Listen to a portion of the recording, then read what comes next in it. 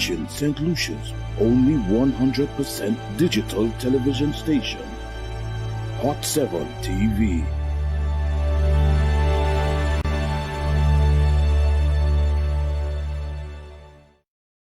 Opinions expressed on this TV program by the hosts, guests, and callers are solely their opinions and responsibility. They do not necessarily represent the views and opinions of Hot 7 TV or its affiliates. Keeping it real, but keeping it real every day, every day, every day, every day, every day, every day, every day, every day.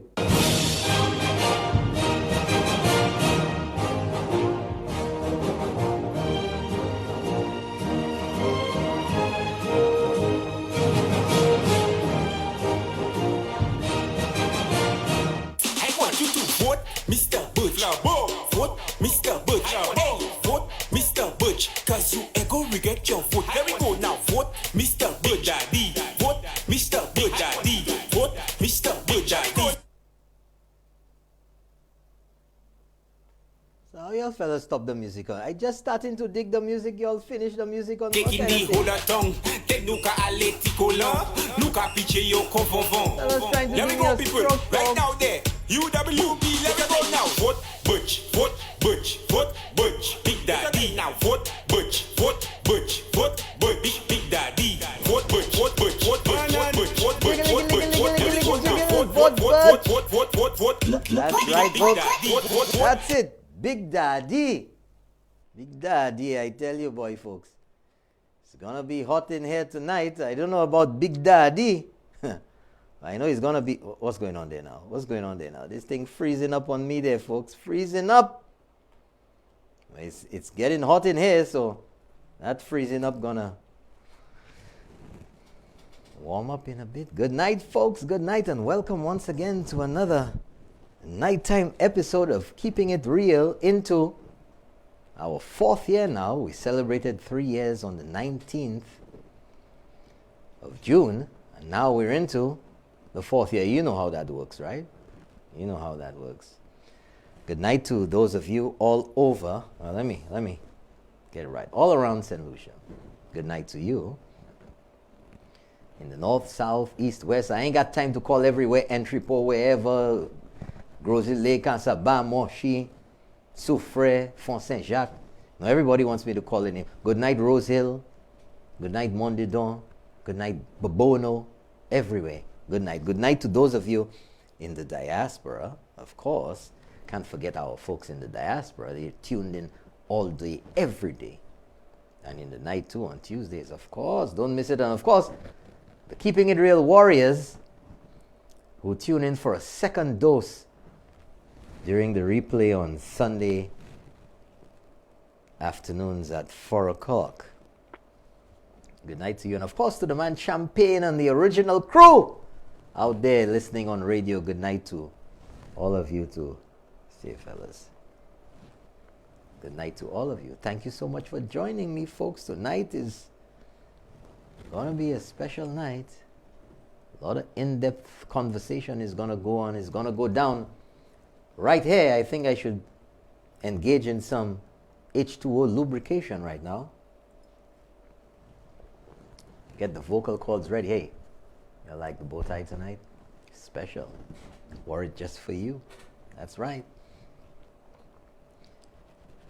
Hey, this thing's making noise, man. It's just scratching. What's going on?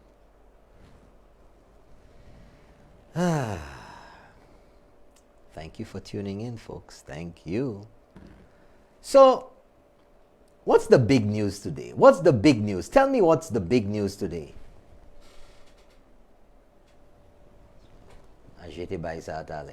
What's the big news today? Tourism? Cruise ship? Whoa. That's right, folks. If you missed it, I'll tell you. The Celebrity Millennium sailed into port this morning. I was tracking it, spoke about it earlier on radio this morning. And just about 8 a.m. this morning, pulled up alongside at Point Seraphim. And oh, what a sight for sore eyes. Well, not just for sore eyes. Oh, what a sight for people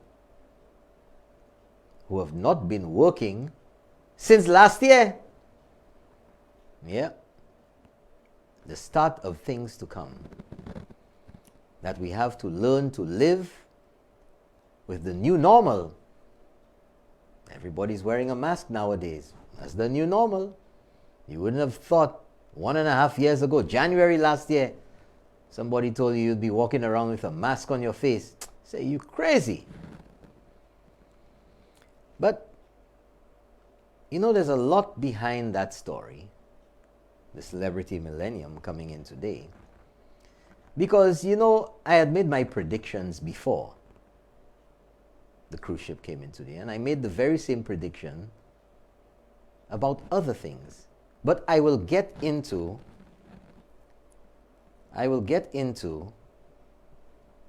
what that prediction or those predictions were. They're all the same thing. And then you can see, again, folks, it's about the past. See, you have to get to the past, and some people don't want you to talk about the past. That's right. So, let's get the Celebrity Millennium Welcome video. Let's jump right into it, folks. You ready for me? Roll that video.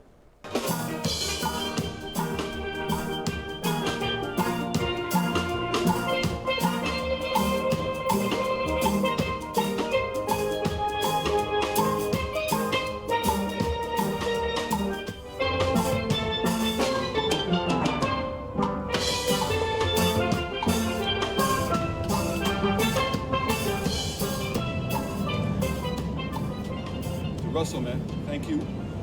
And Michael Bailey and the entire executive of World Caribbean, thank you for making today happen. Thank you for your confidence in St. Lucia. Very much appreciated. And also to the entire cruise industry for what you have done in rehiring a lot of persons who've lost their job. I know that we have 3 St. Lucians on the ship today, and I know there are many more hundreds of St. Lucians returning back to work. So please continue to be assured of St. Lucia's support. And I want to thank my team as well for the outstanding work that they have been doing and will continue to do. And most importantly, what makes St. Lucia great is the people, the attractions that we have, and well as the hospitality of the people. And that will be on incredible display today. So again, thank you for your confidence. Our company, our staff, our tour guides, the drivers of the buses, we have not had any work since the middle of March of 2020. So today is an unprecedented day. I have been working in the cruise industry from 1984, and we have never gone through this sort of interruption in our business. However, Cox & Companies was started in 1926 by my grandparents, and we never stopped, and we're not going to stop now. We are back. We're back, right here in St. Lucia, cruising this back. I'm loving it. As a St. Lucian being part of the historic ship coming back to St. Lucia since COVID, it's just an amazing place, honestly. There are 3 St. Lucians on board right now, and we're just excited to be back in cruising. It's been about 15 months of working, and I'm just grateful that we're back on board and working. So it's amazing. I would definitely like to thank the Ministry of Tourism and all that they did to work with us to bring the ships back to St. Lucia and to help us to get ready. I would like to thank the Ministry of Health, Customs, Immigration, our tour guides and staff for everything that they did to make sure that today is going to be an excellent day and that St. Lucia can deliver. Oh, what a tremendous day for St. Lucia. All the workers that have been out of work since the pandemic began. This really is an absolutely fantastic day for them. A lot of self-employed individuals, the vendors in the arcade, the vendors at the craft market as well. I really want to thank the Permanent Secretary and Beverly, the CEO of the Tourism Authority, for the work that they have put in. I want to personally thank the Prime Minister, who really has been leading this from the front, and the FCCA task force with the rest of the Caribbean. It's an absolutely amazing day for all of us. Thank you so much. It's so great to be here. Thank you. Thank you so much. We appreciate this and love St. Lucia. Wow, folks. Isn't that amazing? Might not mean anything too much to you, But if you empathize a little bit, if you understand what's been going on, and remember all of these people who have been out of a job, maybe since March last year, the taxi drivers, the hotel workers, the tour operators, huh? Can you believe that? Can you believe how... Yesterday I saw some of these workers at Point Seraphim.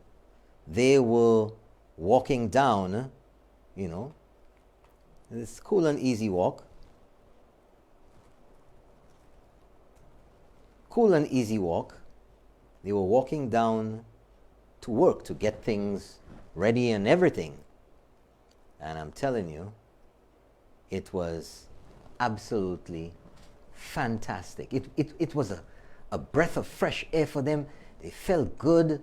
I felt good seeing them going. I was like, gosh, boy, these people going back. Can you imagine how it feels? Or how it? Many of you work in the cruise industry. Many of you work at Point Seraphim. Many of you work in the tourism industry. I'm sure you know how that feels when you get the call and said, hey, starting work next week or come in tomorrow or whatever. And that, folks, is definitely good news for anybody who has their own responsibilities, their bills to pay, and things to do. And congratulations to all of you.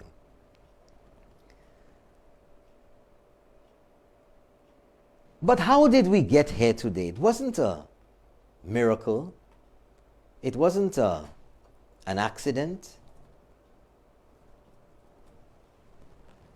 It didn't just happen just like that. It was hard work by our Prime Minister, by the government of St. Lucia, by the Ministry of Health, by the persons working in the tourism sector, of course, by the Ministry of Tourism, by the Minister of Tourism, Minister of Health, CMO. A lot of things had to happen for that to start off today, the journey back. And I told you earlier about predictions, and last week and the week before and even before that, I've been telling you, I've been predicting that any time there was good news for St. Lucia, anytime something big made it, where the government would look good, where the Prime Minister would get kudos for it, where it would be clear that St. Lucia was moving in the right direction, the smoke screens would come up. Oh yeah, the smoke screens would come up, folks. They definitely come up to obscure whatever is happening. Whatever is happening. They would obscure it, try to make you believe that it doesn't exist by coming up with the most ridiculous, I'm talking about the Kool-Aid Squad, the most ridiculous statements. You just scratch your head and you wonder, like, what the hell is going on? What is going on?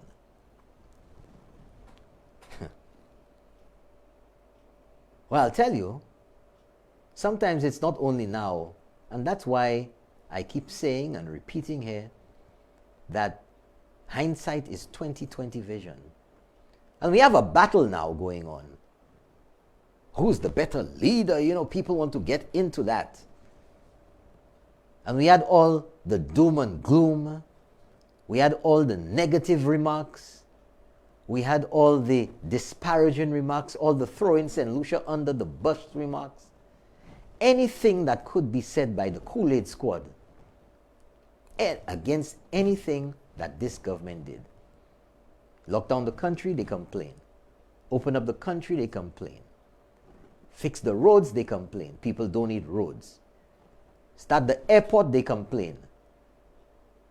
Fix the schools, they complain. Reduce vehicle registration fees, they complain. Put in the state of emergency, they complain. COVID-19 Act, they complain. You can never do enough. You can never do the right thing. The same people who failed all along. You know, it must be a worn-out recording for you to hear me repeating and repeating this. You know why? Because they repeat the baloney. They repeat the nonsense. And it is my responsibility, just keeping it real with y'all, that the more they put out the nonsense, is the more I will put out the truth. The more that I will keep you informed and give you the same evidence that I get so that you can conduct your own analysis of the paralysis. But I was going back in time, a little bit, in the past. I went over a video. Maybe you've seen it already this time around. Maybe you must have seen it last year. Of course, again, any opportunity to hit the government, to say the government is not prepared, to say that the government doesn't know what they're doing, to compare St. Lucia to any other island when it's convenient, because they're different. But if we've been observing what has happened around the world, every country doesn't go through the same circumstances with COVID at the same time. You get a spike in one island, you get it dropping somewhere else. You get some issue there, you get some issue over there. But every time, St. Lucia has been compared to an island of convenience. One moment it's, look at what happened in Antigua. And the moment Antigua goes, platate, balate, brap, they change. They go to St. Kitts. Look what's going on in St. Kitts. Why St. Lucia can't be like that? Look what's happening there. We say we're prepared. As soon as St. Kitts go, balate, brap, they change. They go. So you can never satisfy these doom and gloomers. You can never, because their intention is not to be satisfied or to be pleased with anything that you do. So when the example they want to use to compare you with is worse than you, all of a sudden it changes. They go to another island to come. Dominica, Barbados. Look at St. Kitts now. Just reading today that St. Kitts, St. Kitts has now extended the state of emergency. I think it was until August or something. And then today, it's extended until the 31st of December. But they're not going to compare St. Lucia to St. Kitts now, because St. Lucia is doing too good now. Did you hear them call? Yeah, did you hear them call a press conference? Pleased that the numbers being so low now. But if it was 50 or 100, they'd be shouting, they'd be running all over town as if their hair was on fire. But these are the shenanigans over time, the dirty tricks over time that we have become aware of, that we're not surprised anymore, that you expect it. So today, Celebrity Millennium is in St. Lucia. Last week or the week before when it was supposed to come, and there was a little adjustment and it didn't. Oh yeah, you see, it didn't come. What you? You know that. You saw it on social media. You know that you know it, folks. You know, they're happy. They were happy last week that the cruise ship had readjusted the schedule. They knew they were. I saw it. Hey, you said cruise ship coming. No cruise ship. No cruise ship coming. Cruise ship is here today. They're all quiet. Like they upset that things are going good for St. Lucia, that people are getting back to work. But it's the pervasive attitude and mentality of the Kool-Aid squatters, the SLP. So in an interview last year, on June the 10th, 1 year ago, I want you to listen to an interview of Ray Charles, so-called leader of the opposition, by Janeka Simon on Choice TV last year, June the 10th, 2020, when they were pushing all the negativity you could imagine. They were pushing it. I want you to listen to this, folks. I don't want you to just listen and have it bounce off your head. I want you to listen and see, with the benefit of all that has happened since then, how inaccurate, how myopic, how short-sighted, how inexperienced, how lacking in vision Ray Charles was and continues to be to this day, even worse. Roll it. St. Lucia, the government of St. Lucia is the only government that believes that tourism will get back to how it was pre-COVID. I think it's the only government in the world that believes that. Stop there. St. Lucia is the only country in the world, the only government in the world that believes that tourism will get back to where it was before COVID.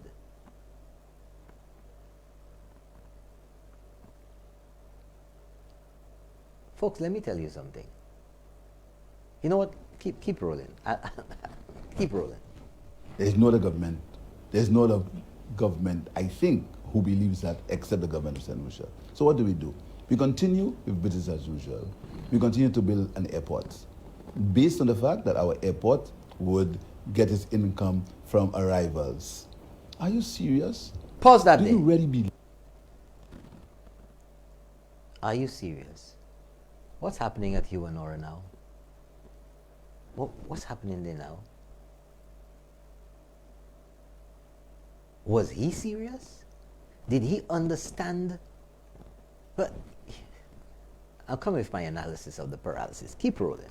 Believe that we're going to get a level of arrivals that we had when we did the sensitivity analysis for the building of that airport? Are you really serious? I mean, do you really, can we really sit down and say to ourselves that with the best will in the world, we are going to get the same level of arrivals in the country when we projected to borrow money from the airports? One. So we've continued. We've continued with our old infrastructure, building roads, using the IMF funds for bridges.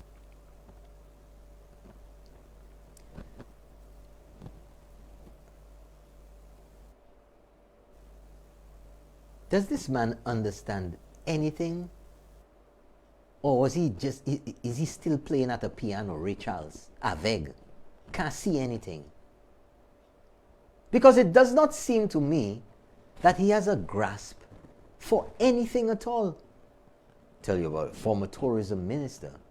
Well, I can see why Kenny got rid of you as tourism minister and put a young woman who had never worked before, a neophyte, a novice. Wow, that's crazy. To take over tourism. Man does not have, he doesn't understand it. And I am putting it to you, folks. I'm putting it to you. That with that thinking there, those are not my words. It wasn't me you saw on that video there. It wasn't me talking. It wasn't a voiceover from me. That was him. Philip J. Pierre. The man who wants to be prime minister, wants to take over from Alan Chastney as prime minister of this country. So you see, what you're seeing there, folks, let me just put it this way for you to understand. The test is COVID. And if Philip J. Pierre, Ray Charles, was Prime Minister of St. Lucia at the beginning and throughout COVID, we dead. St. Lucia would be mashed up. Because clearly he expresses there that he didn't believe. He said St. Lucia is the only country in the world, the only government that believes we're going to go back to our pre-COVID numbers. And what we're hearing, that there are hotels now that the occupancy levels are higher than they were even before COVID. What's happening at the airport? The airport's already bursting at the seams again in COVID.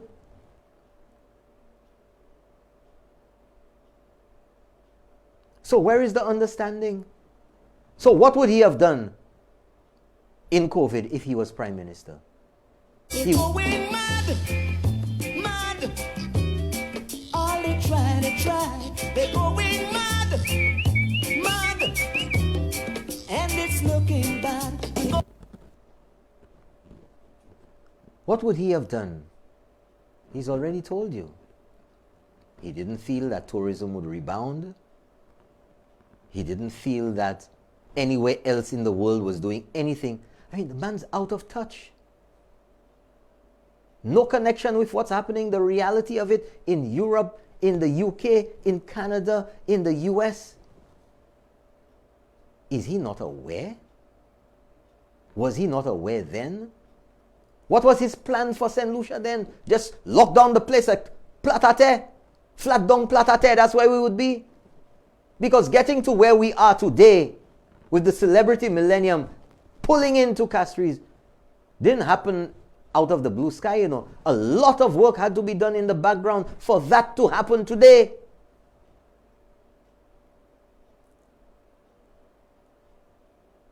Where would we be today? Just freeness, just give.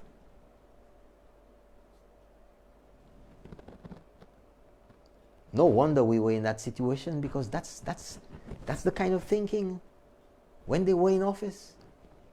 Let's go to the other clip of that very short one. Let's listen to this, folks. Listen. I want to confess something to you, Jadika. I never understood the impact of tourism employment in St. Lucia. As I see now, the impact of tourism is something that, trust me, I was baffled.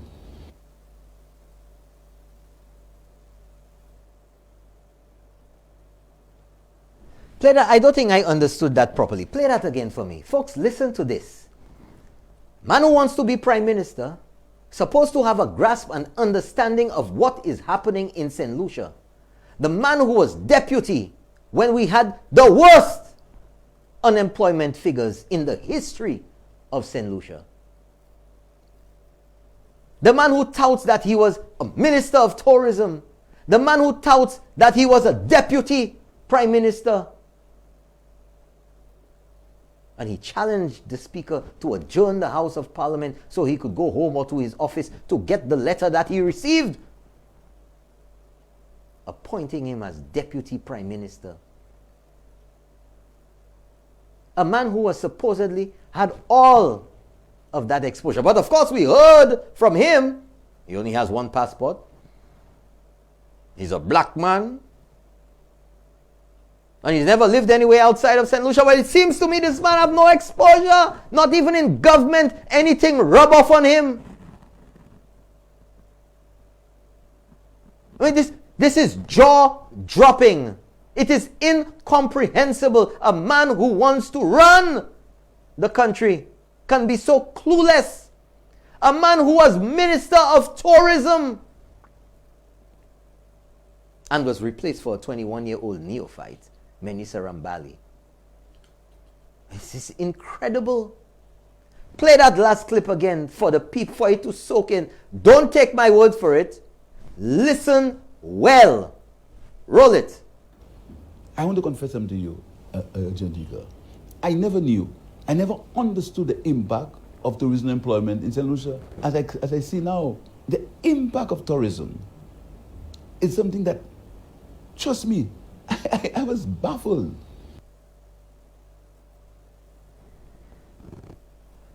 Every time I hear that, I'm Wow, that's crazy. Every time I hear that, it's like, it's incredible, folks. Can you believe that? Do you want to be prime minister and you can't understand that? I think everybody here understood the significance of the tourism industry. You want to follow in the footsteps of all the greats. But you didn't know that? The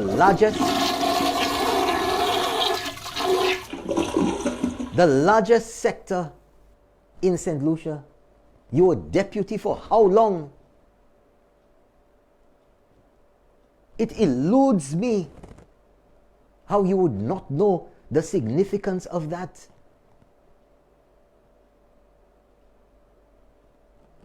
I'm not making it up. He wasn't talking about mangoes. He was talking about tourism. Our biggest earner in St. Lucia. And he didn't understand this last year. Clueless. Clueless. What else is he clueless? Is he clueless about health? Is he clueless about education? When you listen to these crazy statements, you think he has a grasp for anything else? My goodness. I'm so discombobulated. I don't even know how to go on, how to move on past this point right now. Folks, don't get vexed with me. Those of you out there who like to get vexed. I didn't say that. I didn't make up the numbers about tourism. I didn't pull a surprise today. But this is the same man who wants to give advice on tourism, who wants to dictate to this government about how to run the country.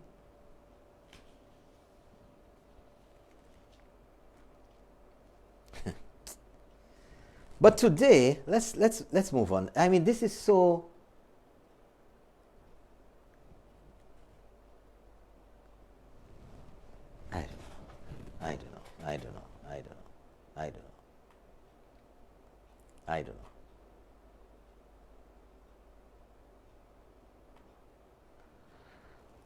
I don't know.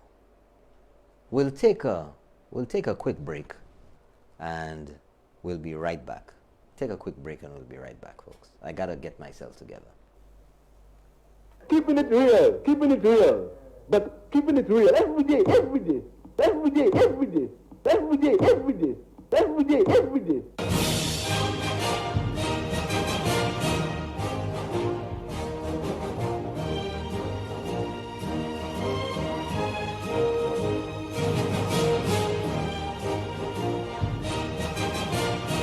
Turn up the heat, turn on the power, pure satisfaction with every shower, conserving energy, saving you money. We bring the power of the sun to your home. Tropical solar, hot water whether day or night. Tropical solar, best service with affordable prices. We're Tropical Solar, and we're here to deliver. We bring the power of the sun to your home. Tropical Solar, good for the environment, good for you.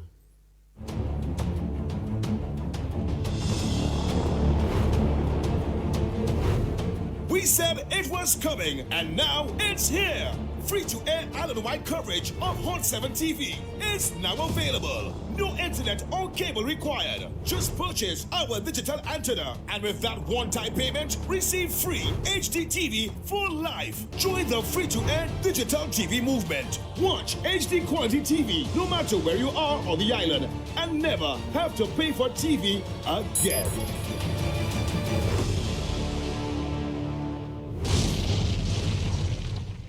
Keeping it real. But keeping it real every day.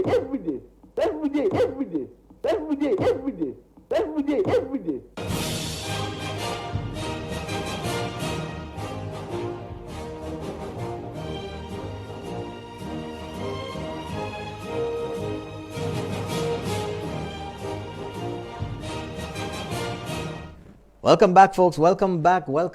And I'm telling you, it seems like, things come at the right time. And yesterday, we had a monumental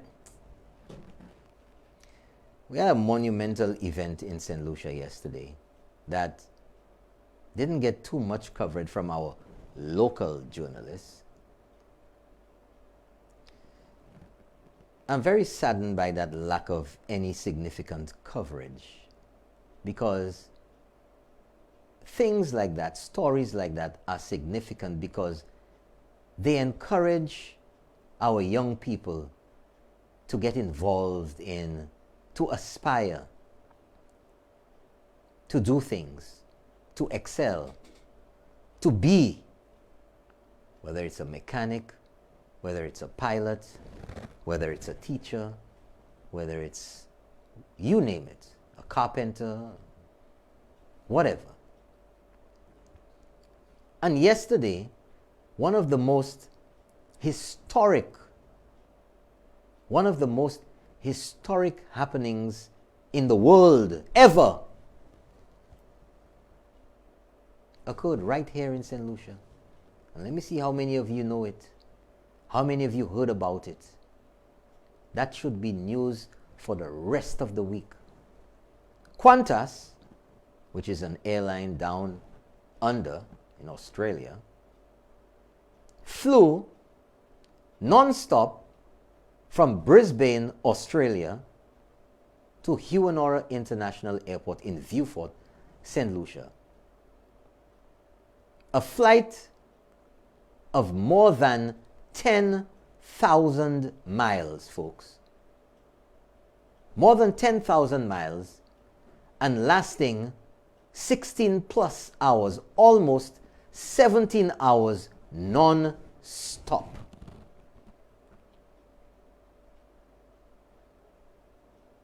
A record by all standards.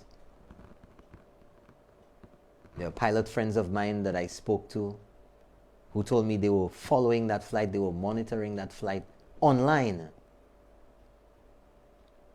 But yet still, most people I spoke to today didn't even hear about it. It was no big deal. And that flight flew in the Australian cricketers who are going to be here, who are here to play. You know how many young kids you can influence or pique their interest if they want to become a pilot or a meteorologist, a mechanic, an airline engineer, an aircraft mechanic. Just with a story like that. Good news. Good news. How much good news you hear on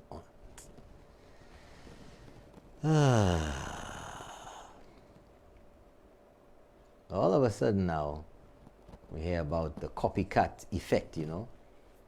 He wasn't eating grovers. He's not eating grover. He's not eating local bread. He's not buying local bread. He's not going to the supermarket. He's not doing anything. All of a sudden now, he's doing everything Alan Chasney is doing. So now he's eating fried fish by the bay in Canaries. You know what I'm talking about. Today, he was eating whatever it was else. And he looked so out of sorts. Forcé.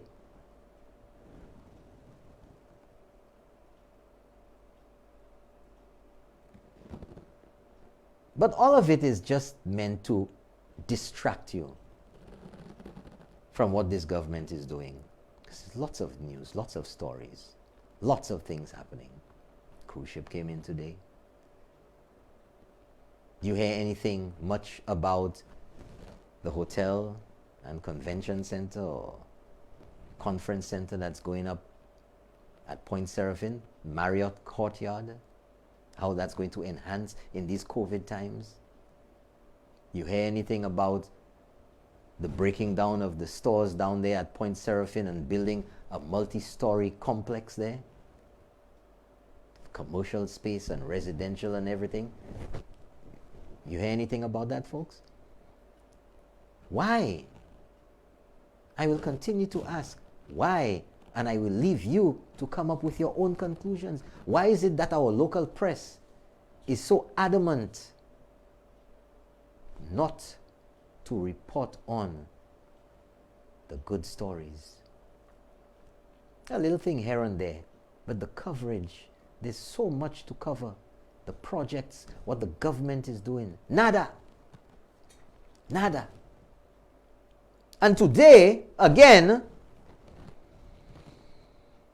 No, somebody sent me the link and I was like, what? Let me read it to you. Let me read it to you.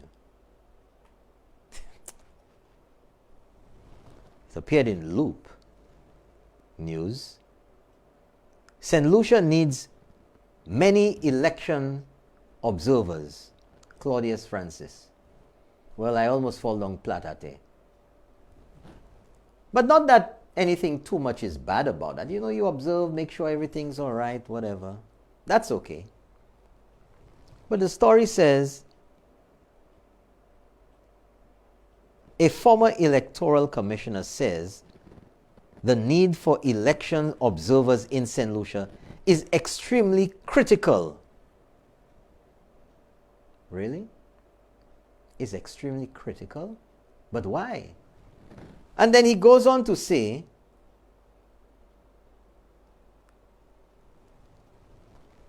I believe the elections we are entering, it is critical that observers need to be present. Listen to this. It's critical. When you say it's critical that observers need to be present, you believe, well, some war zone, some corruption, some cocoa macaquerie that always happens in that country. People try to steal elections. You know, they may win by 1 or 2 votes. Yeah. You know, ballot boxes disappear.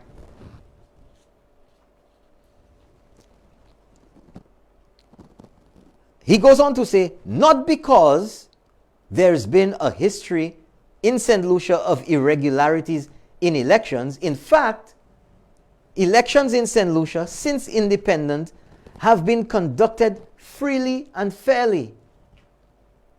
He said on Monday, that's yesterday. The process over the years, he said, has been seamless. However, listen to this. With the attitude of the current administration over the last 5 years, it is important that observers are brought in.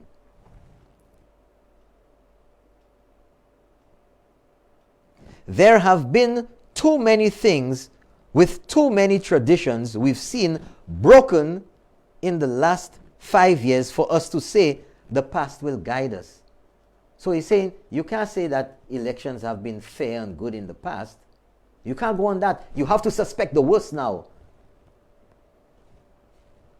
A former president of the Senate in St. Lucia? A former president of the Senate. But in all of this gobbledygook nonsense smokescreen,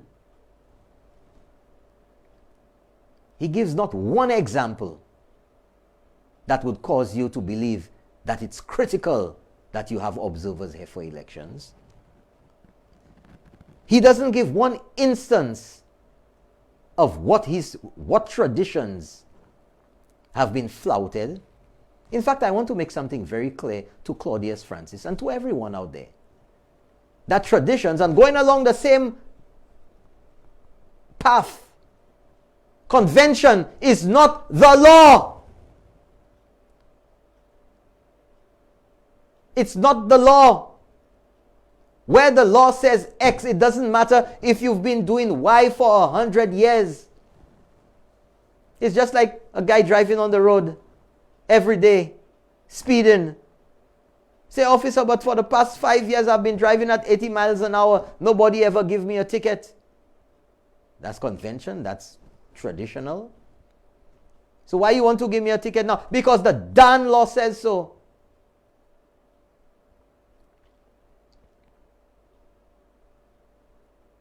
But you know, the thing that really gets me is that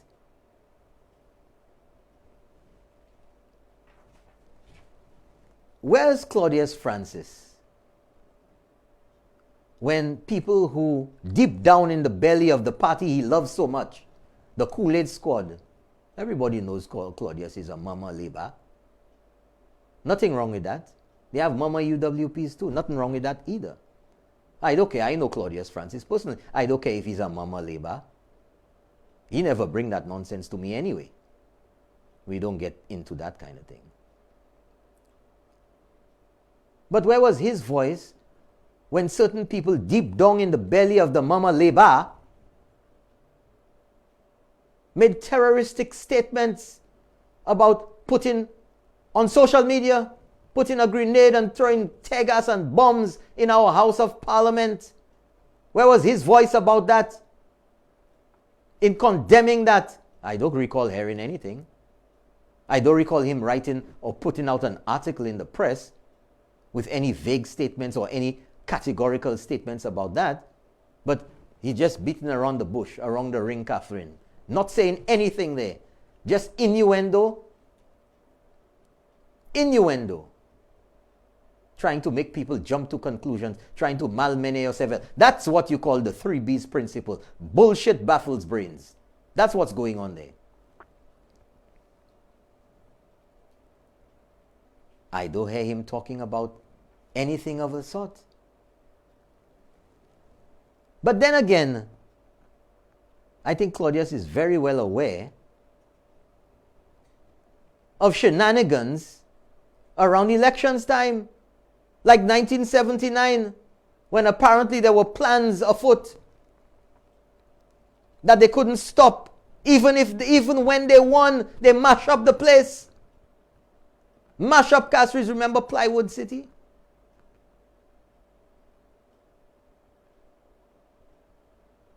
But the big question is, we've heard,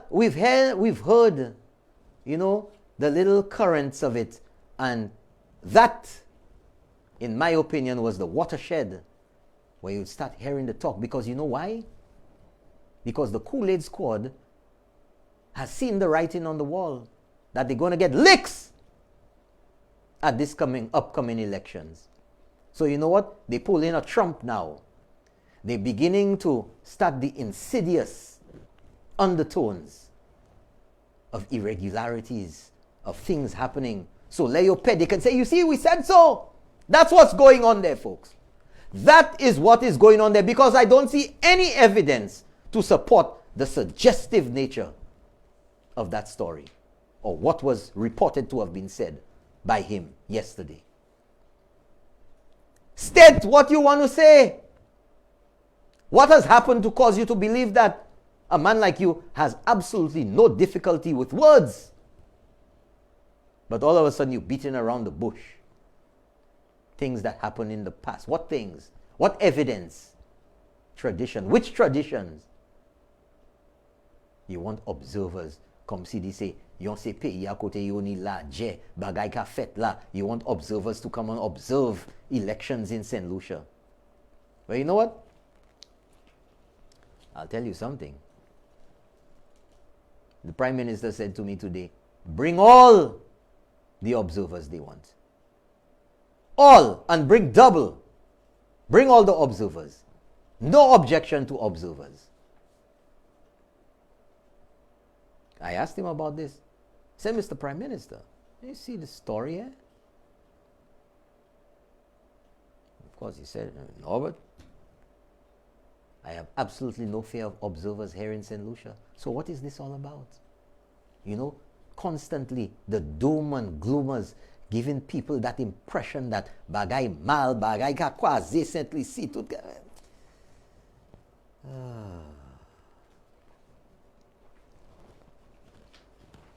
But I want to move on now. I want to move on to part of a letter. I'm just going to show you a part of it. And tonight, folks, roll and tumble. Because this letter is very interesting. I'm going to ask Philip J. Pierre, what is his analysis? What is his analysis of the paralysis? What did he know? Because they constantly talk about transparency and accountability. Transparency and accountability. But I'll get to that in a second. Folks, there was a lot of talk last year and before. And I'm calling it and I'm putting it out to you all. And I'm asking every St. Lucian to call for it now. And I am 100% behind it now. We're calling for a debate on the issues on St. Lucia between Philip J. Pierre, the leader of the opposition, Ray Charles, and Prime Minister Alan Chasney. It's time we have that debate. Let's have it. I am putting it out there. Called the darn debate. Let us see the depth of understanding of the issues. Let us see who understands the path that St. Lucia needs to take at this time, and who is capable, who is qualified, who is experienced, who is exposed, and who is fluent enough to handle the affairs of state. We've heard both of them. We've heard both of them. You've heard that ridiculous statement. And in fact, you know what? I gave you, it's the one I pulled off online anyway. It's not the original. I pulled it off online. It was the one that was circulating. You have it there? I don't have my drive here. No. Okay, after the next break, we'll get to that video because I want you to contrast. So anyway, I have here, folks,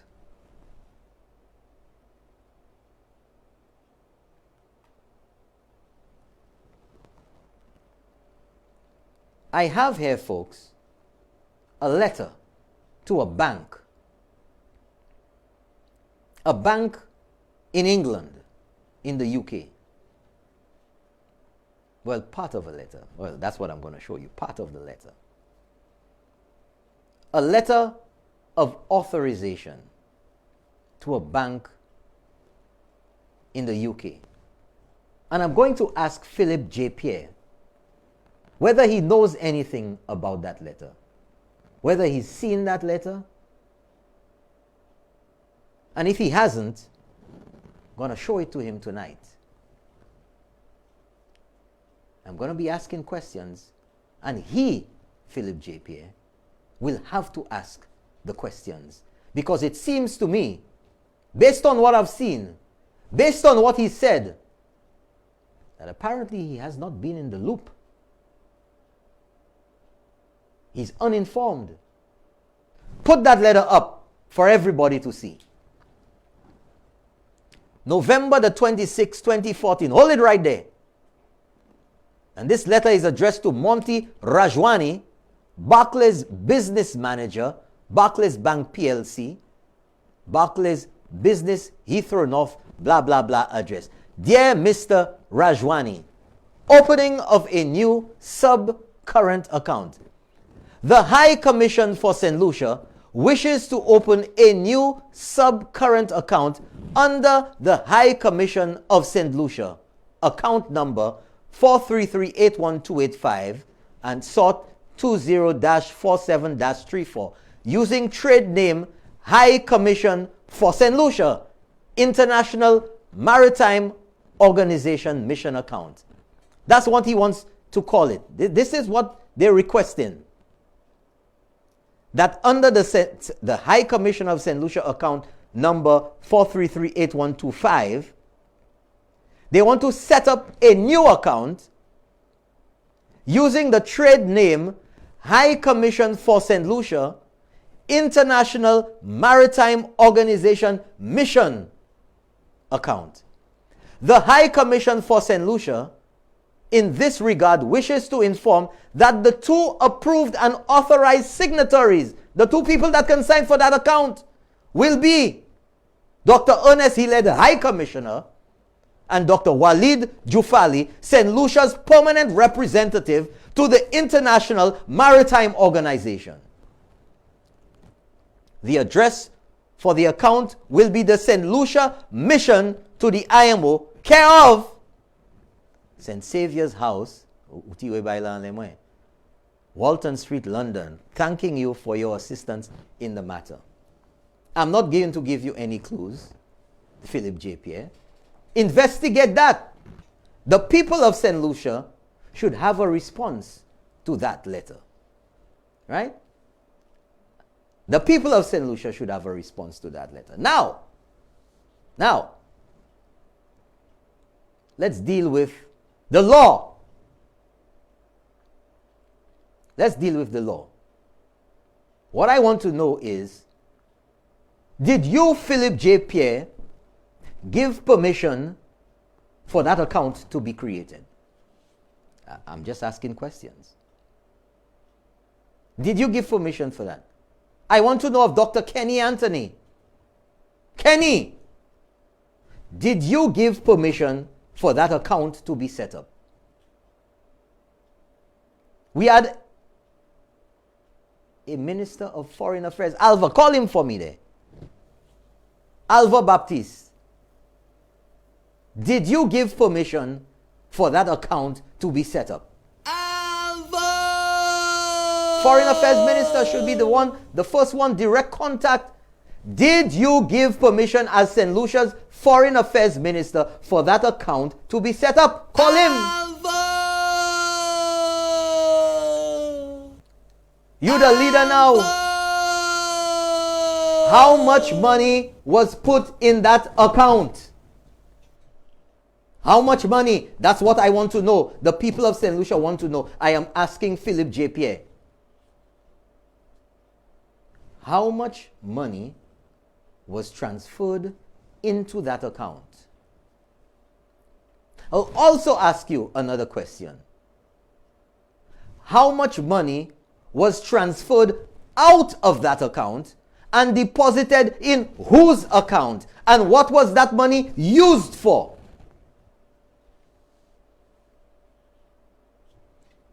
I'm just asking questions as a citizen of St. Lucia. I'm trying to get information on what has come before me. But I want to read something, I like to keep it documented. Folks, there is a Finance Act in St. Lucia which dictates how monies can be spent, how whatever can be done with the monies of state, and how public servants, how anybody employed in the public service, PS or whatever, can dispose of, can spend, can create bank accounts, write authorizations, and all of that sort of thing. You don't just do what you want. It's all in the Financial Act, the Finance Act. So let's pull up the first page of the Finance Act so people can see. I like people to see where I'm coming from. Right? Act, arrangement of, it tells you. Let's go to page, that's the first page. It's not quite the page I wanted, but that's the first one. Let's go. It gives you all, it's just like a contents, folks, just like a book. All the different sections. Establishment of contingency funds, administration of contingency fund. They're telling people outside all kind of nonsense about contingency fund and what's that one? Disaster fund or whatever they're calling it. All of these things, it dictates there how they can be formed, what can be done with them, everything. Who's in control? Tut bagay. Let's go to page 41 of the Act. Part 8. Cash management, banking, deposit, refund, set-off, write-off, and investment. Let's scroll down that page, please. Let's go to section 3 under banking arrangement. Let's see what it says. Hold it there. Whoa, Befla. Whoa. 3, under banking arrangement, it says, a government agency shall not open a bank account with a financial institution, whether in or outside St. Lucia, without the prior written authorization and direction of the Accountant General. Philip J. Pierre, I am asking you again, was there permission given for that St. Lucia High Commission IMO account? Did the Accountant General give permission for the setup of that account? How much money was transferred into that account? How much money was transferred out of that account? What was those monies used for? That's what I want to know. Go to page 45, the Finance Act, Asset Management. Section 2. What does it say? An accounting officer shall, in the case of a government agency that is under the oversight of the Director of Finance, be responsible for the acquisition, safe custody, control, transfer, and disposal of all government property in the prescribed manner. No transfer, that's number 3. No transfer, lease, loan, or gift of property owned by the government shall be made to a person except in accordance with the Act. Does that make you think of maybe vehicles, perhaps? Perhaps vehicles? That if it's in the name of the state, who authorizes it to be removed from the name of the state? And if you have an asset, if you have a vehicle, if you have a truck, if you have a boat, because you know people in the mission sometimes if they're close to the coast, they may have a boat or whatever it is. Who gave permission to put it in the name of the state? And we heard some time ago that we were advised to put it in the name of the St. Lucia High Commission. We heard something like that about something else. Who advised to do that? And once it gets in the name of the state, somebody has to authorize it being removed from the name of the state. Philip J. Pierre, the Finance Act is very clear. Very clear. Very clear. That, folks, I'm just asking simple questions. You want to be leader? Answer the questions to the people of St. Lucia. I want to know how that account was authorized to be created when the act, go to the previous page,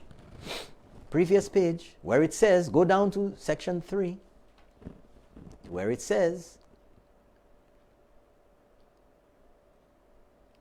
a government agency shall not open a bank account with a financial institution, whether in or outside St. Lucia, without the prior written authorization and direction of the Accountant General. Show me the letter again.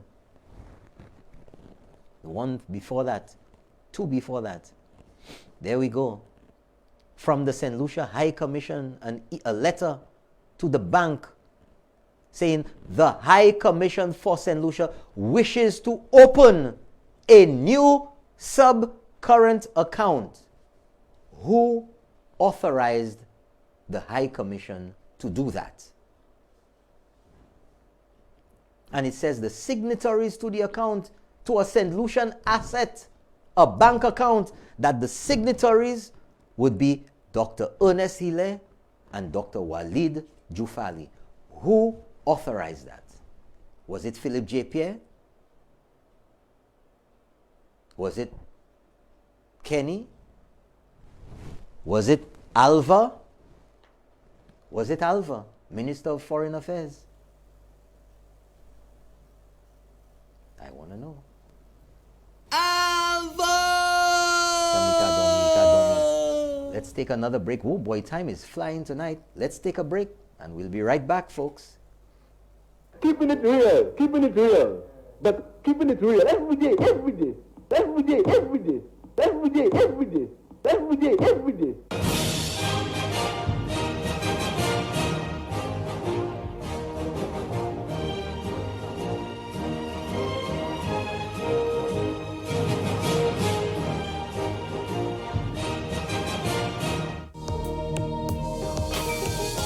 Having price quality water tanks means life never has to stop.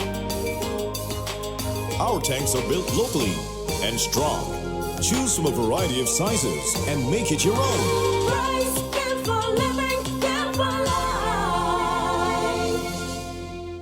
Hot FM Communications Limited is embarking on a major expansion into new areas of operations in television, broadcasting, and production. We invite applications from talented, dynamic persons to join our team in areas of video production, news reporting, divisional managers, programming, sales and marketing, radio announcers, social media coordinators, VJs and TV presenters. The media landscape will never be the same again. Apply to humanresource.hotfm@gmail.com. Get ready.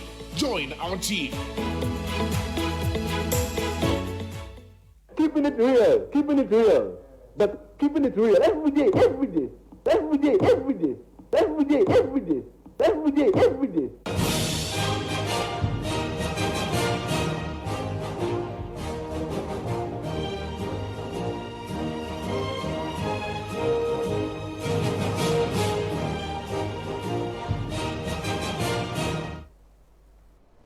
Well, welcome back, folks. Welcome back. I have some fantastic news for you. I just received it. I'm trying to get it to the guys in the back there so they can... You want me to WhatsApp it to you or you want it on this? WhatsApp it to you.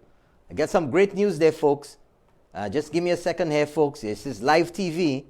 This is live TV.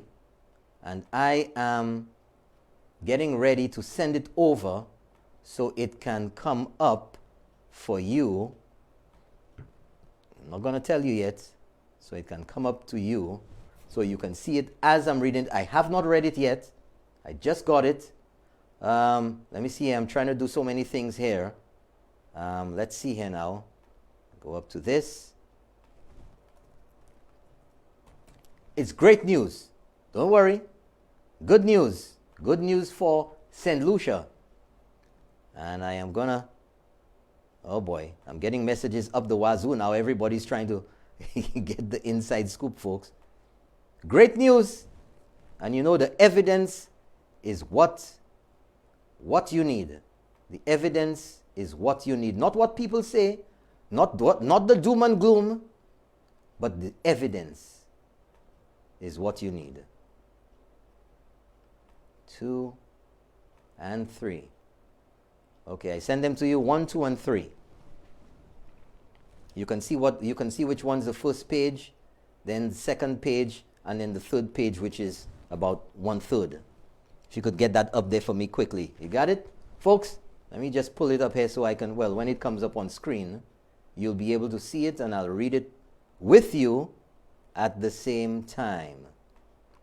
Great news. Don't listen to the naysayers. Don't listen to the nonsense. Because people just doom and gloom trying to make you believe that St. Lucia is going down the drain. That's a wicked agenda. June the 29th, dated today. You ready? He said, hold on a second there. But you know, many people have been talking about,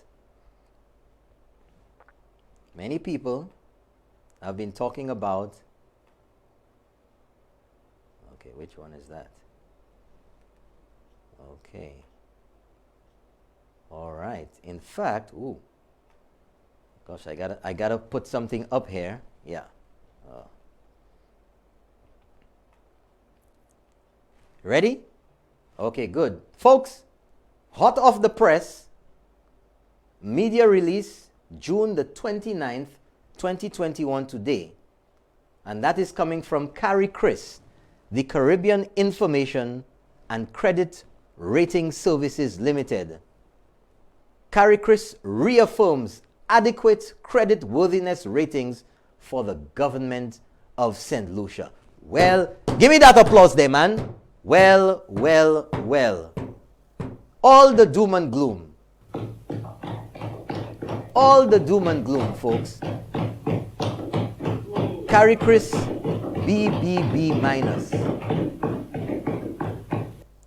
And let's pull that back up again. The Caribbean Information and Credit Rating Services Limited has reaffirmed the assigned ratings of CARI BBB foreign currency and local currency ratings on its regional rating scale to the several debt programs of the government of St. Lucia. These ratings indicate that the level of credit worthiness of these debt obligations are judged in relation to other debt obligations in the Caribbean is adequate. CARICRIS has also maintained a stable outlook on the ratings. St. Lucia's rating stable. The stable outlook is premised on our expectation of strong, you hear it again? You hear it again? Of strong construction activity and a partial recovery of tourism in 2021. We saw the first cruise ship today. We see all the flights coming in at the airport. And that debt to GDP would not breach the current rating categories limit. Furthermore, we expect that debt to GDP would plateau with borrowings for the Huanora International Airport's redevelopment, but would thereafter decline as 1. COVID-19's negative fiscal impacts begin to taper off. 2. GDP improvements lead to better fiscal performance. And 3. Fiscal consolidation towards achievement of the Eastern Caribbean Currency Union's debt to GDP target of 60% by 2035 is pursued. The ratings on St. Lucia continue to reflect 1. Its monetary and exchange rate stability, underpinned by membership in a quasi-currency board arrangement. 2. Sound financial sector despite COVID-19 challenges. Well. And economic activity is broad-based, although dependent on the COVID-ravaged tourism. Moderate GDP strengthening is expected in coming years. These rating strengths are tempered by 1. The worsened fiscal position and significantly increased indebtedness of the government of St. Lucia brought on by COVID-19. And 2. International reserves are under pressure. However, external debt servicing is expected to be adequate. Well. I ain't gonna read the rest. All the doom and gloomers. That's the credit rating for St. Lucia right now, as of today, tonight. All the doom and gloom. But you know what? I didn't play the Alan Chastney one. But what I read here, I will contrast it again. You know, some people gonna get vexed, but they're repeating. I repeating tonight. Play that video with Philip J. Pierre. The first part of it, and then the second part. You have it? That's the Philip J. Pierre interview with Janeka Simon. Play that. What you just heard there, hold it. What you just heard there about St. Lucia's debt, about St. Lucia's credit rating. Contrast that against a clueless pip, who all they wanted to do, including him, was to paint an image of doom and gloom in St. Lucia, of vilifying the Prime Minister, of throwing St. Lucia under the bus, of saying everything bad that they can about St. Lucia, about saying violence in Dominica was planned in St. Lucia to happen in Dominica. That people don't eat roads, that the construction of roads, people don't eat roads, and everything negative about St. Lucia to make St. Lucia look bad. Having a march in the middle of a pandemic to make St. Lucia look bad. Jack don't want me to bathe on my beach. Bruh, bad. Casaba, remember that? All of them, when the very same circumstance of property and Queen's Chain, they facilitated cabot, leeches. That's what they said. In the House of Parliament, calling investors leeches because they did something which was well within the law in the NIC Act, which allowed it to be done, but the investor is a leech. To call TOR King and DSH leeches when they did acquire land in Ansjabet.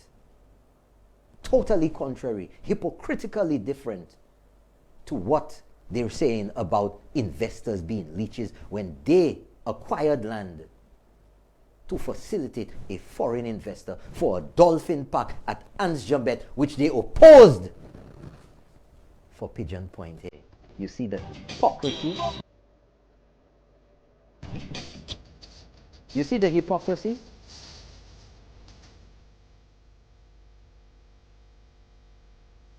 You see it? You see it, folks? It's not me making it up.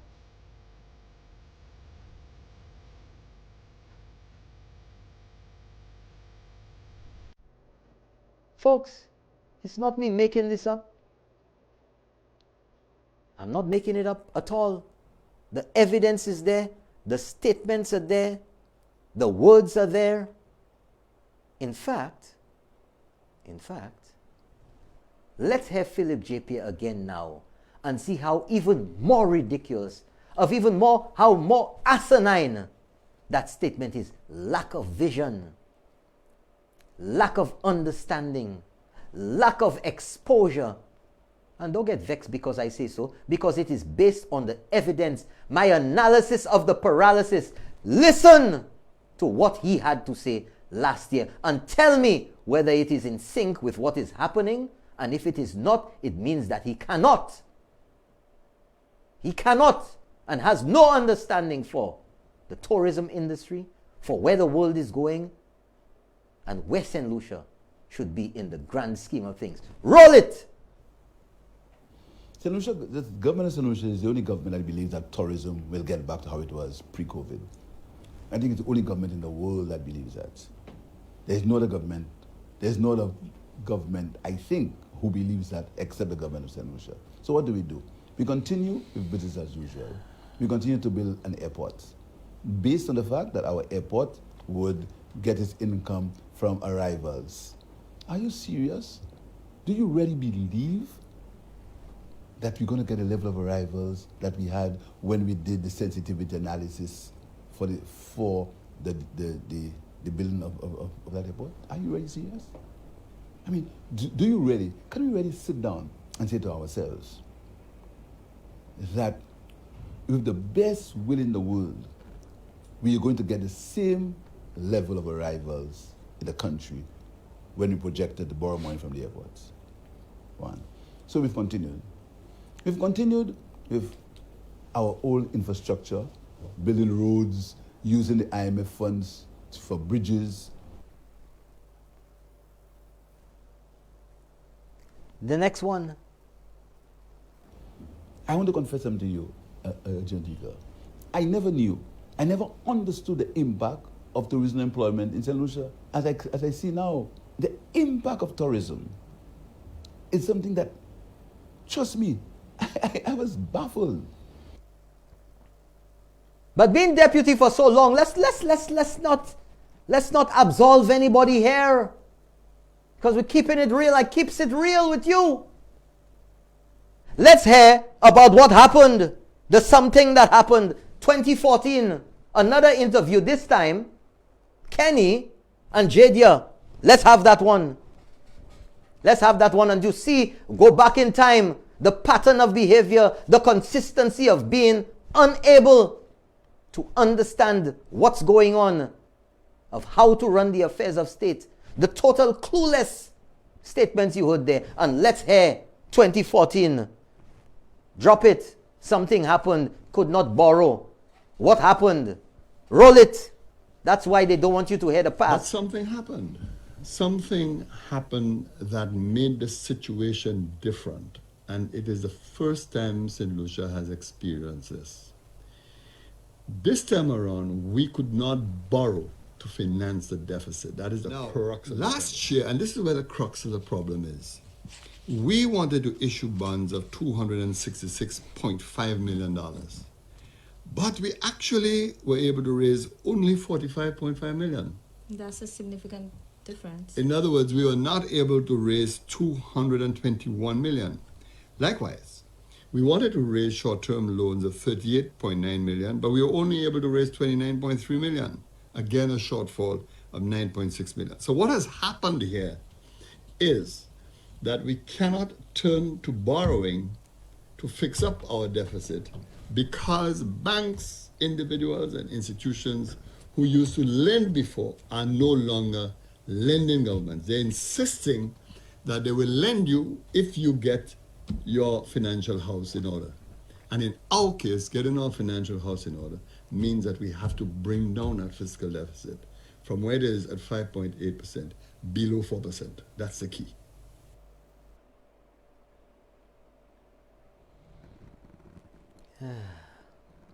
Wow, that's crazy. You see, you heard it? Do I need to explain anything there? The evidence is clear. Pattern of behavior. Inept. But something happened. What happened? You all happened. That's what happened. You all happened.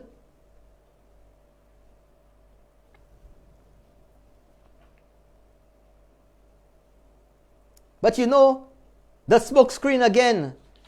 The smoke screen. Because all of them are out there. Oh, well, five and this, that, and they're trying to pappy show the 5 for 5. 5 for 5.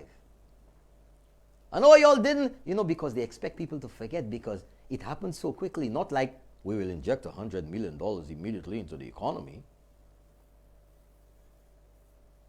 Within the first year, within the first few months, 90 days, 100 days.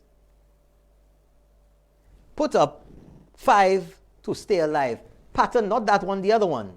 Pattern of behavior. Credibility. Performance. Record of accomplishments. That's what you look at to make the judgment, to make your decision. Hold it there. They say it was not delivered. Oh, we're 5 to stay alive and all the bluff. Look at there. Reduction of VAT. Was VAT not reduced from 15% to 12.5%? It was. Freeze on property taxes. In fact, the government had initially said 3 years. Then it went to 4. And then they moved it to 5. Was that not delivered? Ask the homeowners. Ask the property owners. They'll tell you. So number 1 was accomplished in quick time.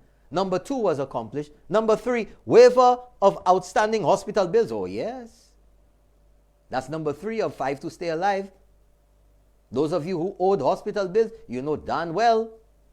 Zeroed. Number 4, reduction in vehicle license fees after they increased it for some people by as much as 300%.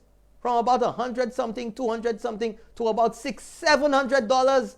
Kachwele malewe. Kapale about people, the malewe. Y'all didn't care about the malewe then, did you? And then when this government reduced it, you know what they say?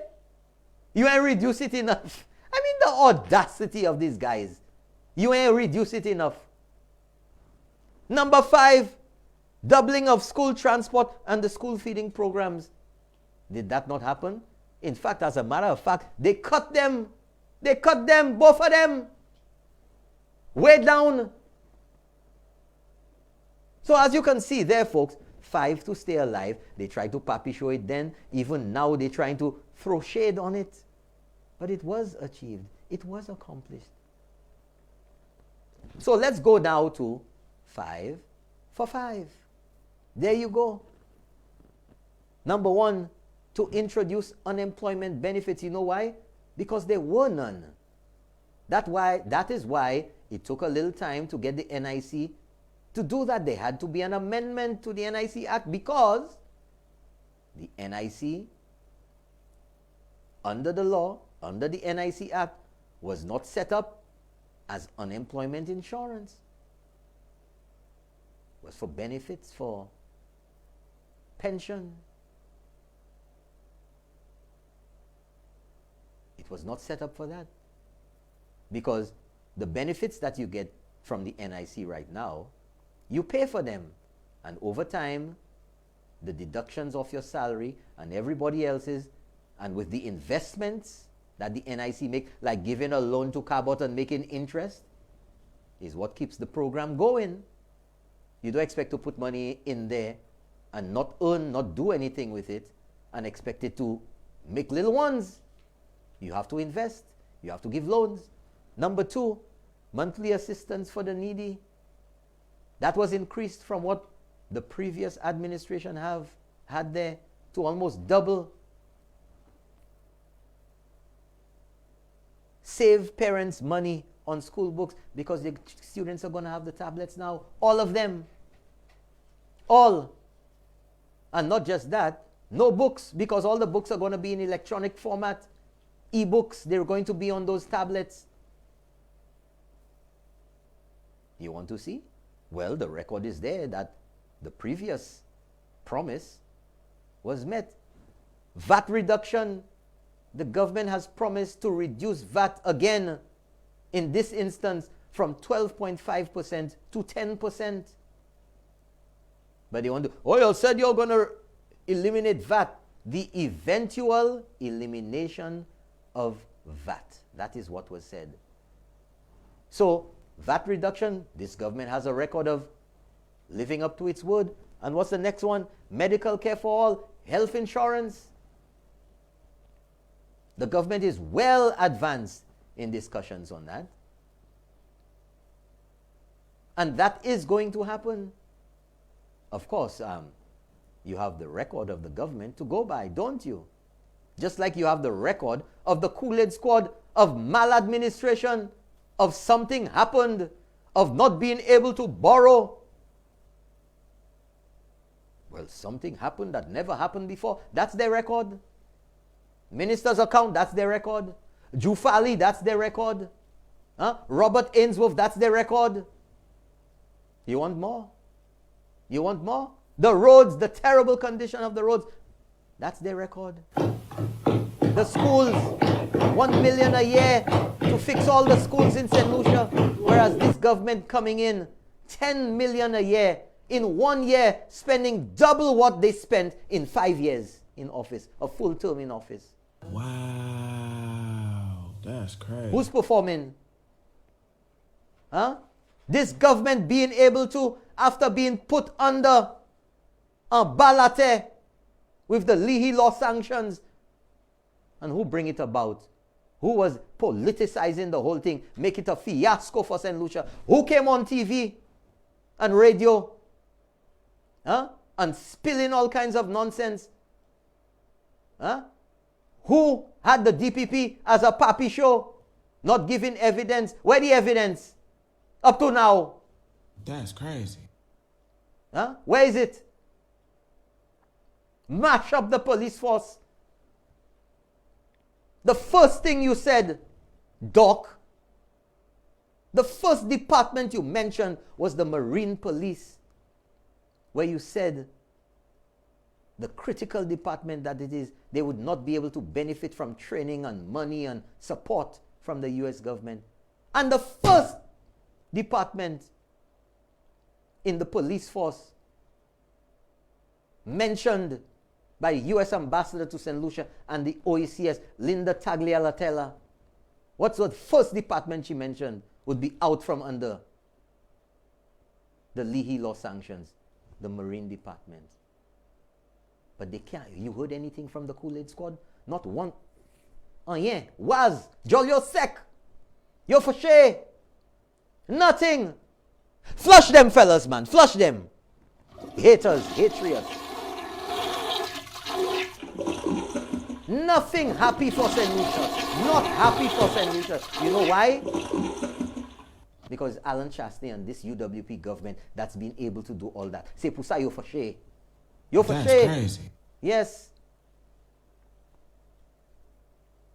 They vex. And what does that say? And it's not only the Marine unit, other departments in the police force. This government just spent, what, $13 million on engines for the boats a few months ago. $13 million.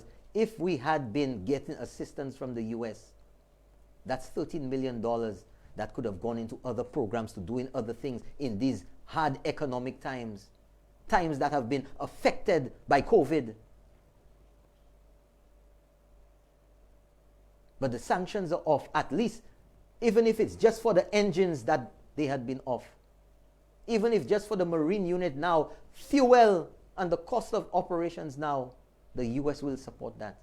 You mean to tell me the fellas can't be happy for that, Missy? And where's the local press? Where's anybody to go and interview? Huh? Ray Charles or Dokla? Huh? Where them? Anybody ask for any comment on that? Anybody hunting them down? Huh? These guys are not ashamed, Messier.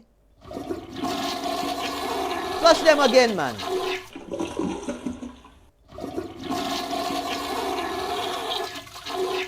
But you know what all of this says, folks? That Carrie Chris credit report on St. Lucia today. The U.S. lifting of the Leahy law sanctions on a number of departments in the police force.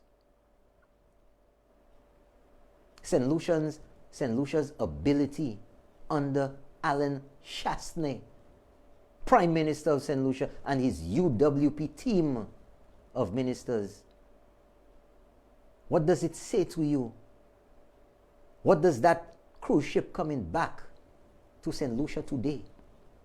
What does it say to you? Look at VG Airport there now, folks. I don't know when last I saw VG Airport busy. Every day. Even before COVID, it is more platate. Flights all day long inside VG now.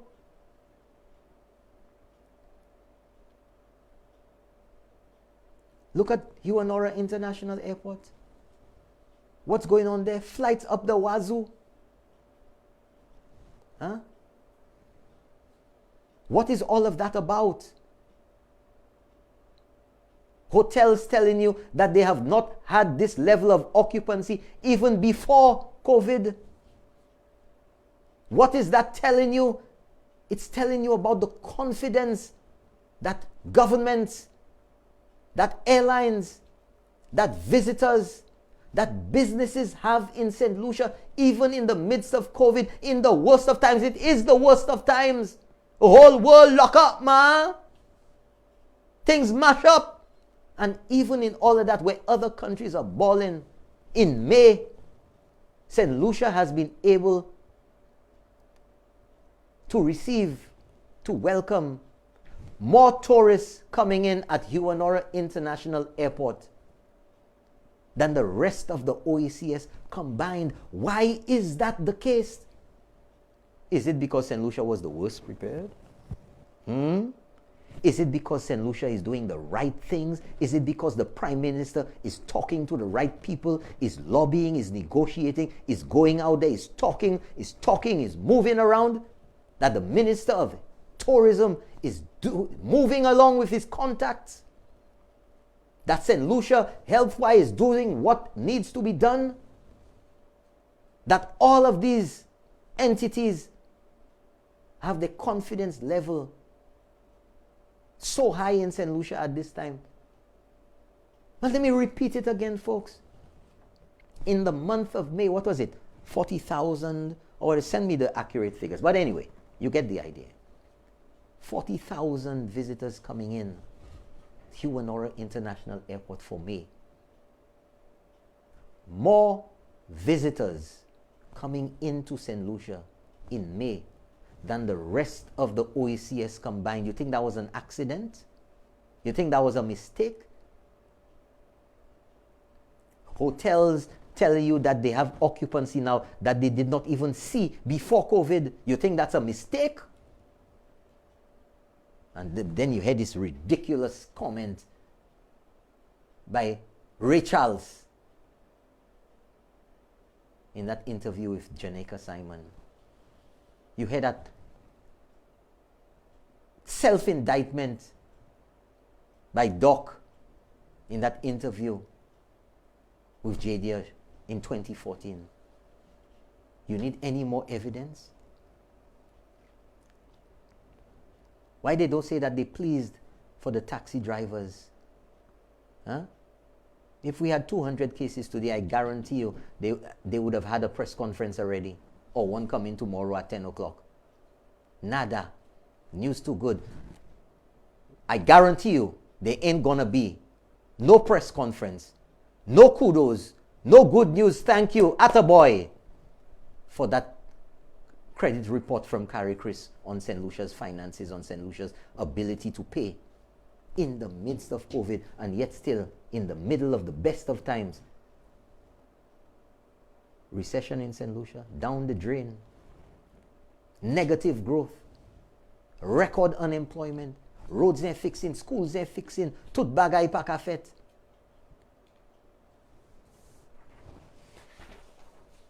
Man, come and debate Alan Chasney. Show people what you're worth.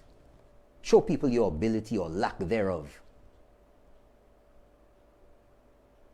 But I want to leave you on a little note tonight. We're going to take some calls. I'm not leaving you yet.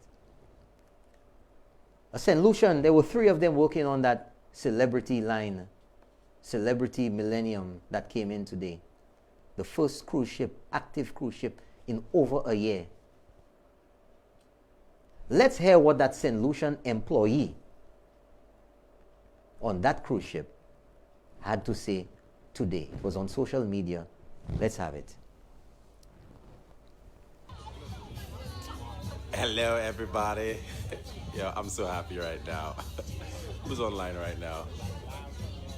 Ooh, I'm back in St. Lucia, man. The pitons in the back. Oh, we have people enjoying. Yo, guys, it's just been 15 months and tourism has been on a standstill, and we came back. One is online right now, but that's okay. Appreciate you guys. Yeah, back on island. Sorry, guys, I can't see you guys. We can only do planned tours, excursions. We only allowed on the ship if it's planned tours. Every one of the guests is vaccinated. Yeah, and we're just allowed to be there. Hi, Paula, what's happening, man? Yeah, yo, we just came to Supre. I cannot get enough of this, man. The pitons. I love my country, man. How you doing, Paula? Yeah, I was just saying, like, yeah, so all the safety protocols are intact. All the guests on the catamaran, we are being vaccinated. And we're just enjoying the country. We had a wonderful welcome. Thanks to the government of St. Lucia for welcoming us on here in St. Lucia. But it feels good. We have people just enjoying themselves all the way from Brazil. Yeah, and we have folks from all the way from Boston and Atlanta. Hi, Boston. Hi, Atlanta. Hi, Boston and Atlanta. We love you. We love him and we love you. Who is it? How you guys enjoying the island so far? How is it so far? Oh my God, it's the best ever. We are coming back. We like it so much. Yeah, they actually they won a prize to come back. So we did. Yeah, so we're coming back. This is amazing. Yeah, say hi to who's online. Dean, Paula, June. Who is it? This is my Facebook friends. Hi, Facebook friends. You're missing it. It's gorgeous. Yeah, you can't get. Where is it? Where's the pitons? Right. Look at the pitons. Right there. Like, wow. I love it, man. I love it. I love it. Enjoy, guys. Thank you. What else is there? Yeah, it's this. Yes. Look for me on Facebook, Instagram. I'm trying to get more integrated with Instagram. So Alex ALX. Alex ALX.xandr. Dot what? We'll get it. Alexander without no E's. Yes, Alex. Dot what? ALX.xandr. Just spell Alexander. Alexander. Yeah. Oh, look at you. I love that. Love it. What's up, Raymond? All the way from. What's up, bro? Aileen, how is England, man? Yeah, guys. Yo, you have no idea. Dean, what's happening, man? Thanks for tuning in. Inancia. We leave at 6 today. Oh, you saw this coming, man. Like, this is surreal, man. One thing, kudos to the St. Lucian government. The reception we got in. We've been to, how many islands? We've been to Barbados, Curacao,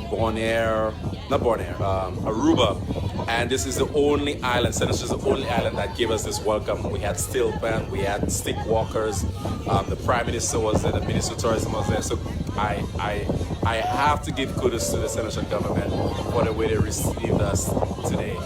And where is it? The E26. We turn it, man. But guys, St. Lucia is simply beautiful. The guests are actually already making amazing comments. This is the best spot they stopped so far. Well, they went to Barbados. So if any Bajans are listening, block your ears. But they said St. Lucia is better by far. What's up, Reddick, man? How you doing, man? How is Canada today? Mikey, what's happening? Guys, we cannot get enough of this. I'm loving this. I'm so privileged to be part of this company that I love. Mikey, are you back on the ship, bro? What's happening?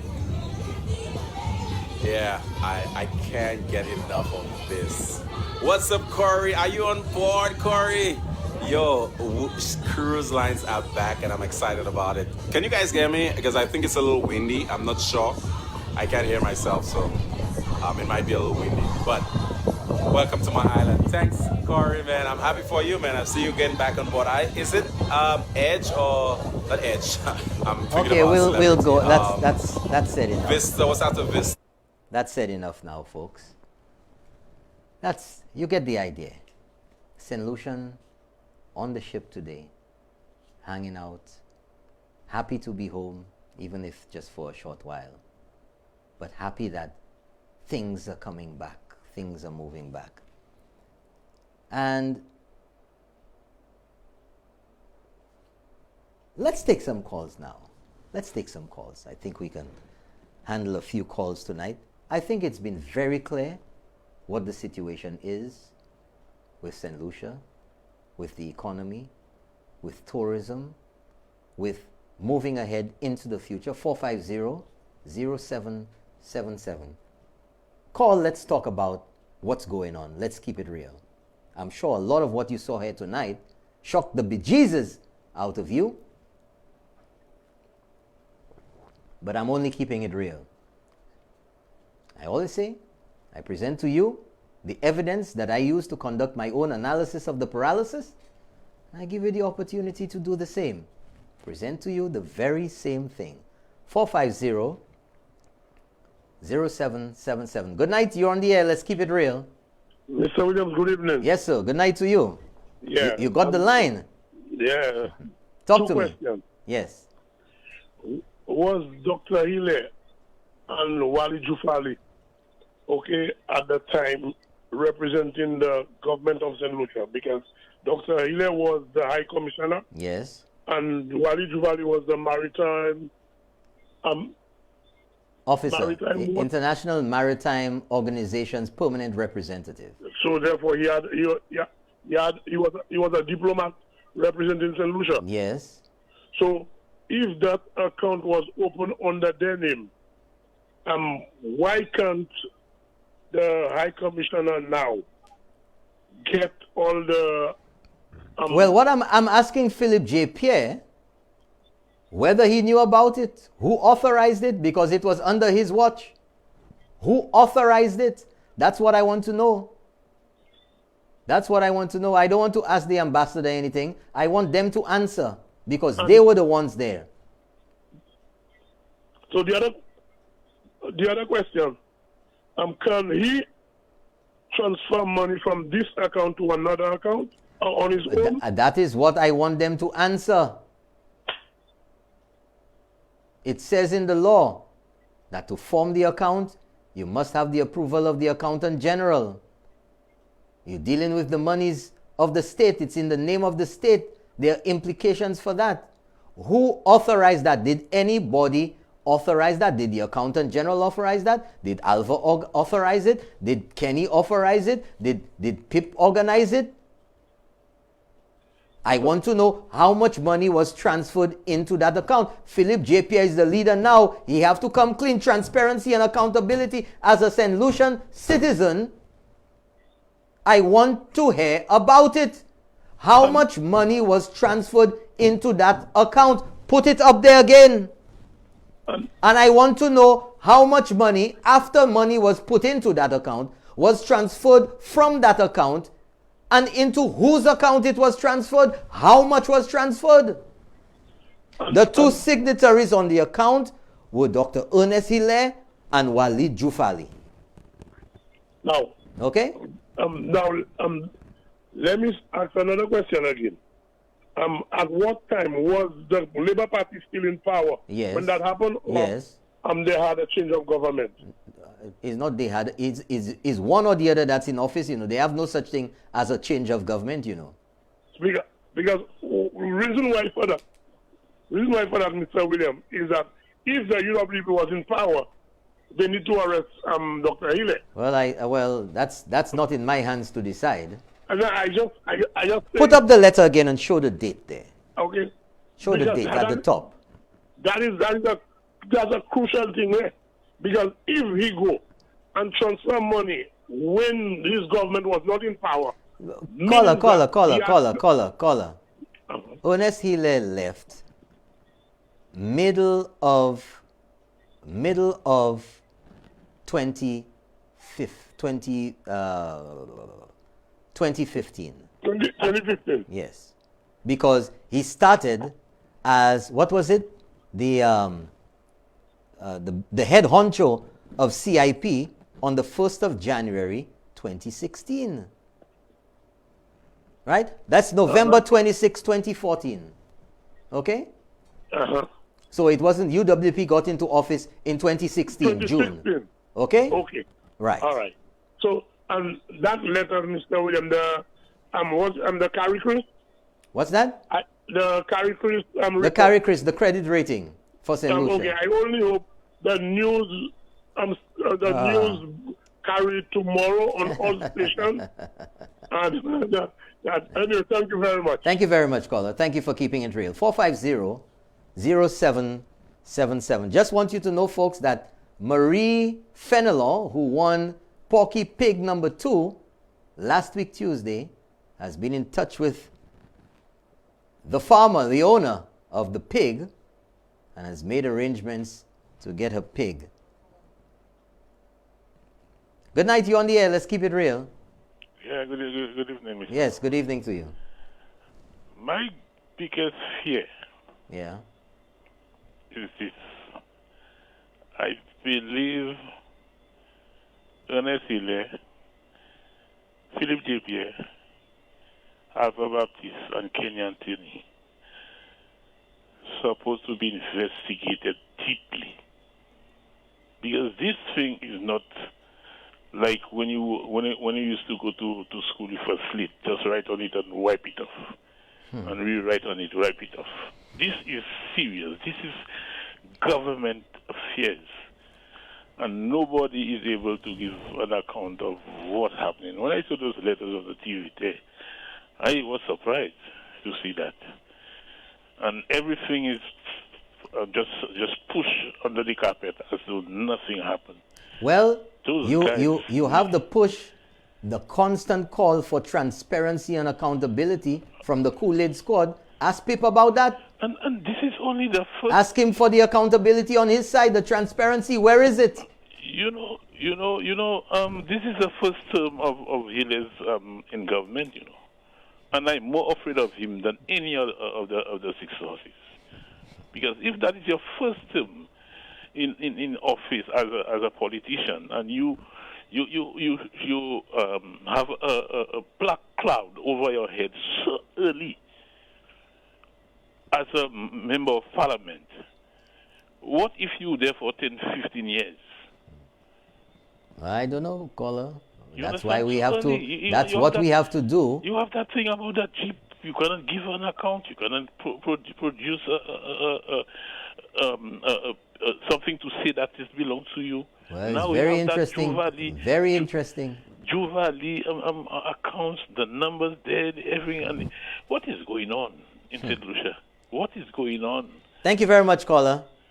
Thank you very much. Have a good night. Thank you for keeping it real. Just asking the pertinent questions, the questions that come to mind, the relevant questions. We have a call. Good night. You on the air. Let's keep it real. Yes. Good night, Mr. Williams. Good night, sir.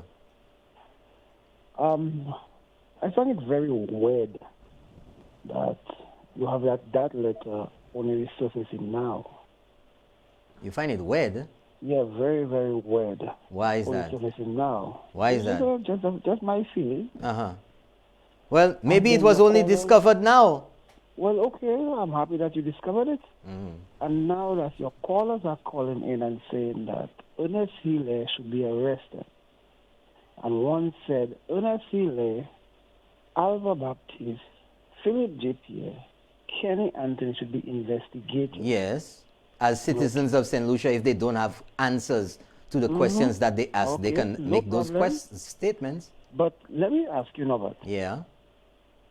With the Pajoa letter, don't you think Guy Joseph should be arrested and investigated, yes or no? Well, no. Which law has been broken? Okay. That's no, I'm just asking questions. I just want Yeah. Caller, nothing wrong in that.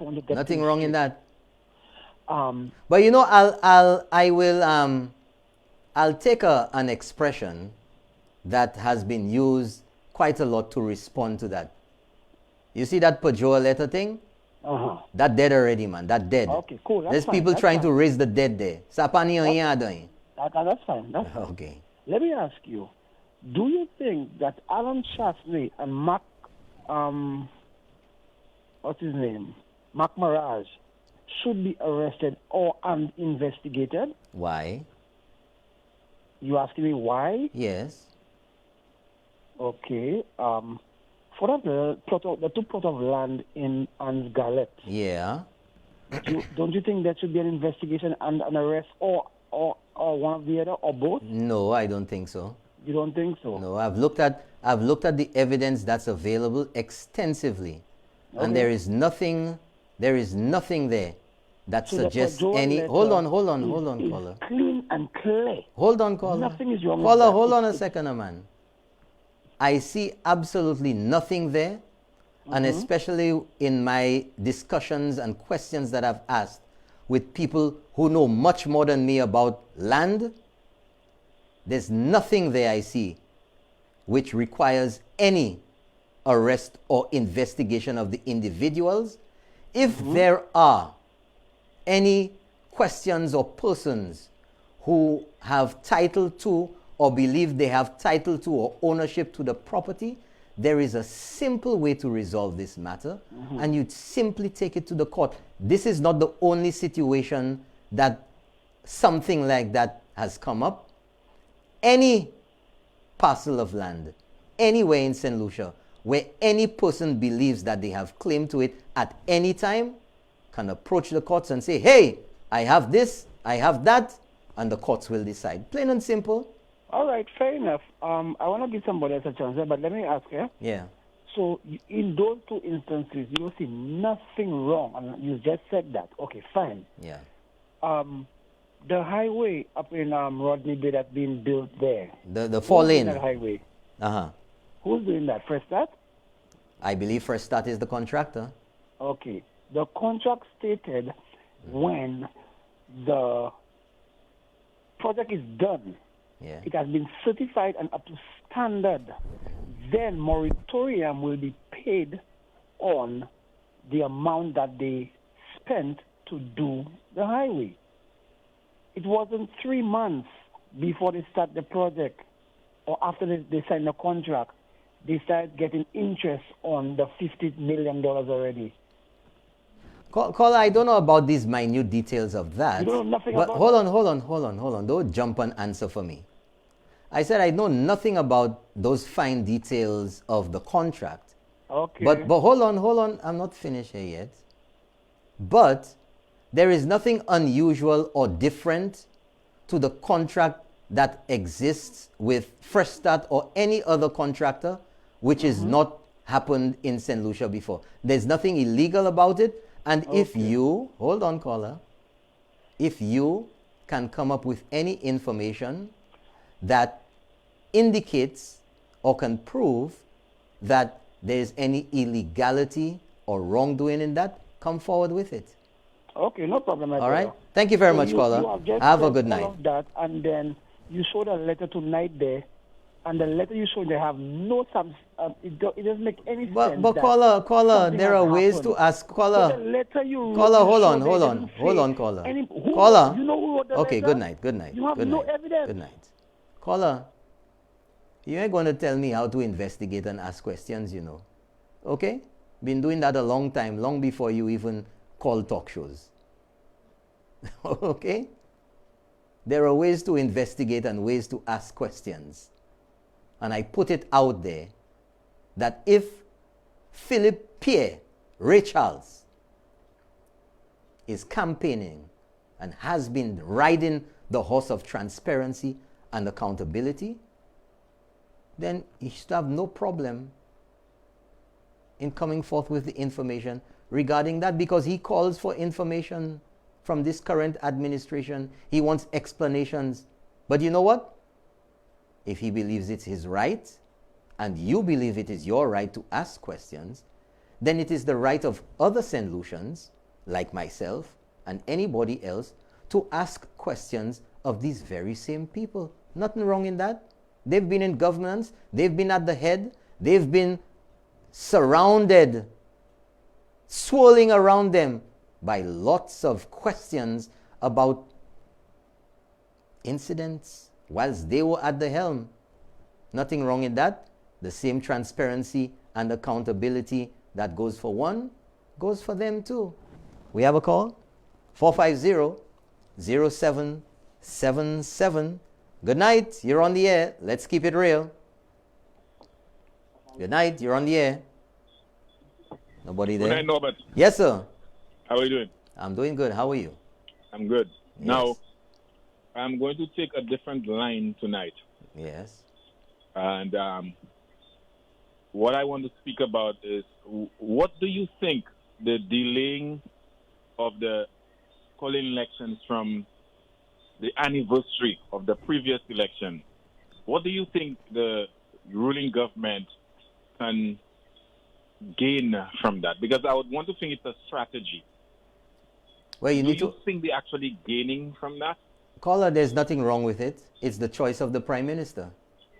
Listen, I am not saying there's anything wrong with it. Okay, so what's the purpose of your question? I'm trying to figure out what it would. I don't know the intricate details of what's causing the Prime Minister to take his time and act within the Constitution of St. Lucia. There are lots of considerations that I'm not privy to. But it has always been, whether this government or the previous administrations, at the discretion of the Prime Minister to decide within the Constitution when he is going to call the elections. And that's what's happening now. Yeah, but you see, for me, what I'm looking at, I mean, I'll say it clear. I'm a supporter of the UWC. Well, I don't need to know that. That's irrelevant. You can ask a question whether you're a supporter or not. I don't want you to think. No, I ain't thinking anything, caller. That I am just saying what I'm saying because I'm a Labour or I'm anti-government. I am trying to think out, would it be in the best favor of the government? Why is it not? To delay the election, because I'll tell you why. The elections are not delayed, caller. I mean, to me, for me, I have my own opinion, but I'm saying... But caller, you have the whole premise and you're basing it on that. The elections are not delayed. Listen to me. It's going to be called. It has to be called. Whether it's called today, tomorrow, next week, October, whenever... But it's within the Constitution. It's not delayed. So why is it called early? Why can't you make noise? For argument's sake, it's not delayed. Okay? It's not for argument's sake, it's a fact. Okay, it's not delayed. Now, for me, at the end of the day, you know what happened? We give the SLP enough time. To do what? To do whatever they want. Strategize, get But caller, whoa. Caller, hold on, man. It's within the Constitution. And the laws and the Constitution is not designed to give anybody, to make anybody disadvantaged. The same opportunity that the government would get if there is any delay from one time period to another, as compared to a previous administration which called elections 9 months before it was constitutionally due. Right. Whatever shortfall in time there is for one is the same for another. If there's more time for another, if you take it to the end, it's the same amount of time for the other one. No, but I am not disputing that. Huh? Okay. What I'm disputing there is from the government side. Let's say... Well, caller, obviously, the Prime Minister has weighed the pros and the cons and has decided on his timeline for the elections, that's all. Yeah, but you see, from my But you're not the my prime standpoint- minister. No, listen, you're not listening to me. And Caller, for I obvious responded to what you said. I said you are not the prime minister. I am not the prime minister. I'm never That's saying right. I was.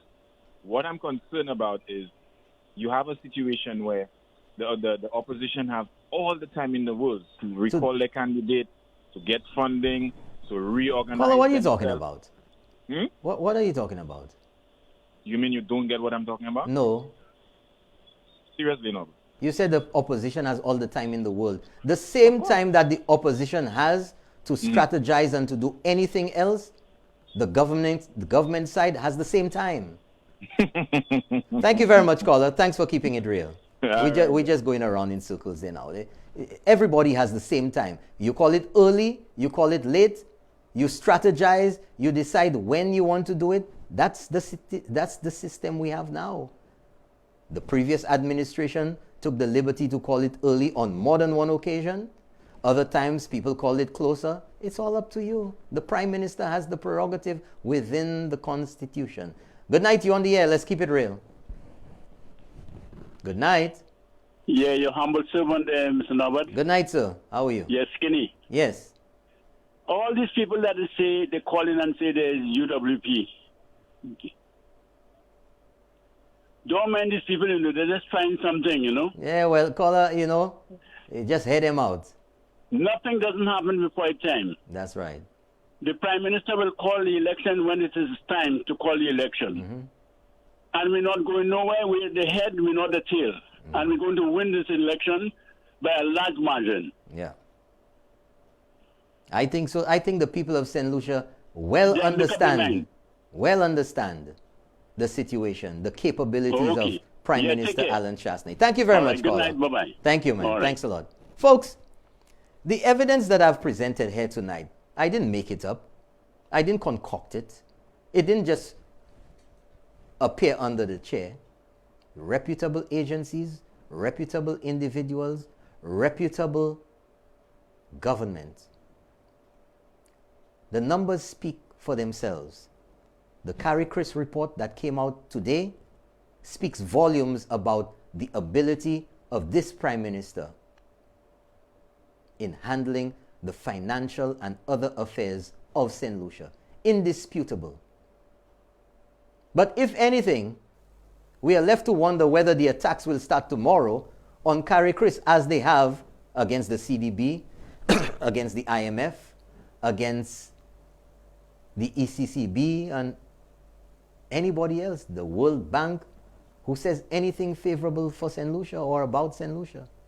Let's wait and see whether Carrie Chris gets attacked by the Kool-Aid Squad tomorrow with disparaging remarks or questioning whether the information they got was accurate, or whether Chasney fooled them, or whether government or the technocrats in the Ministry of Finance gave them the right information. Mind you, the same technocrats who gave them information when they were there, budget information and financial information, didn't have a problem with it. Same statistics department, they didn't have a problem back then, but all of a sudden there's a problem now. Same people. Same people. But you see, folks, the evidence is clear. The Carrie Chris report, the confidence in St. Lucia being able to secure loans, whereas we saw the information that came out in those interviews, the mind-boggling statements by Philip J. Pierre talking about tourism, and the government must be mad to think that things will go back to, tourism will go back to pre-2019 or pre-COVID levels. The evidence is there. That's why they don't want you to go back into the past. That's the past, man. Forget about that. That's the past. Because the past reveals all. You see the pattern of behavior. You see the failure. You see the pattern of failure. You see the inability to manage and handle the affairs of St. Lucia. And then looking now and looking back into the past of the past 5 years, you can see the difference in this government. The ability to deliver when it says it's going to deliver. The ability in delivering 5 to stay alive. The ability to deliver on the roads, on schools. Moving in the right direction for health care, health insurance. And taking control of this country in the middle of the worst of times in this global pandemic, COVID-19, and being able to perform better in the worst of times, then those are the guys in the best of times. The numbers speak for itself. The evidence speaks for itself. That's it for tonight, folks. Thank you so much for joining me once again on another episode of Keeping It Real. Tonight's episode, well played, sir. Well played. Keeping it real. I'm Norbert Williams. Good night. I want you to vote Mr. Butch. Vote Mr. Butch. Vote Mr. Butch. Cause you echo regret your vote. Here we go now. Vote Mr. Butch Daddy. Vote Mr. Butch Daddy. Vote Mr. Butch Daddy. Go now. Echo regret 8 votes. If you want, just put your tick on your ex there. Marry go on a side there. Keeping it real. Keeping it real. But keeping it real every day, every day. Every day, every day. Every day, every day. Every day, every day.